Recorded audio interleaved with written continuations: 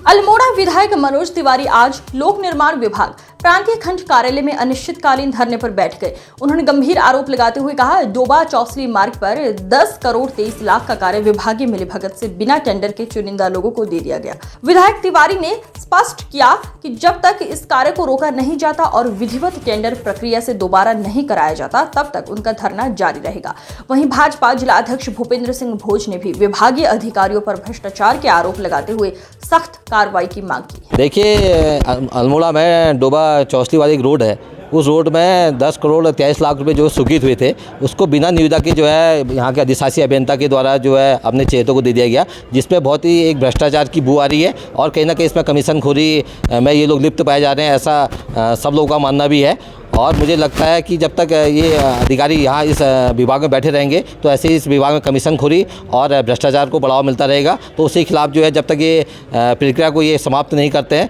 तब तक हम जो है अपने इस कार्यालय में जो है अनिश्चितकालीन धरने में बैठे रहेंगे। देखिए, अधिशासी अभियंता द्वारा प्रांतीय खंड द्वारा जो 10 करोड़ 30 लाख का धनराशि वैकल्पिक मार्ग के लिए अवमुक्त हुई थी और उसको कोई भी काम अगर किसी विभाग में होता है तो उसकी निविदाएं जारी होती हैं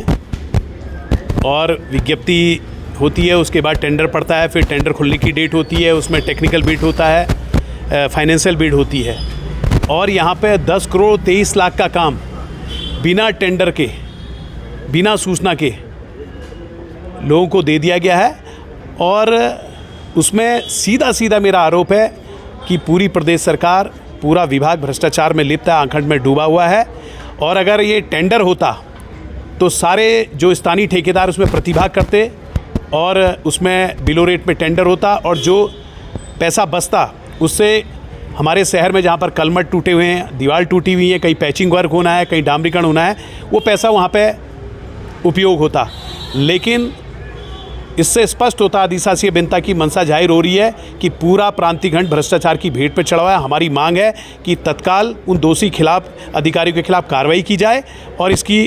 टेंडर की प्रक्रिया को प्रारंभ किया जाए। और कहीं पे भी ये नहीं है कि इतने बड़े काम को किसी को वैसे ही दे दिया जाए। अगर यहाँ पर छोटे ठेकेदारों के लिए आया जाता है कि भैया कि इनकी पेमेंट की जाए, एक साल से उनकी पेमेंट नहीं हो रही है और कहीं पे कोई दीवार टूट गई, कहीं पे कलमट टूट गया, उसके लिए इन पे धनराशि नहीं है और 10 करोड़ 23 लाख के काम को किसी भारी ठेकेदार को दे दिया गया है, तो हमारी सीधे आपत्ति है कि इसकी जांच होनी चाहिए, दोषी खिलाफ की कार्रवाई होनी चाहिए और ऐसे अधिकारियों के खिलाफ उनको स्थानांतरण होना चाहिए। और इसको लेकर आज हम यहाँ पर धरने में बैठे हैं और मांग कर रहे हैं कि इसमें विज्ञप्ति जारी होनी चाहिए।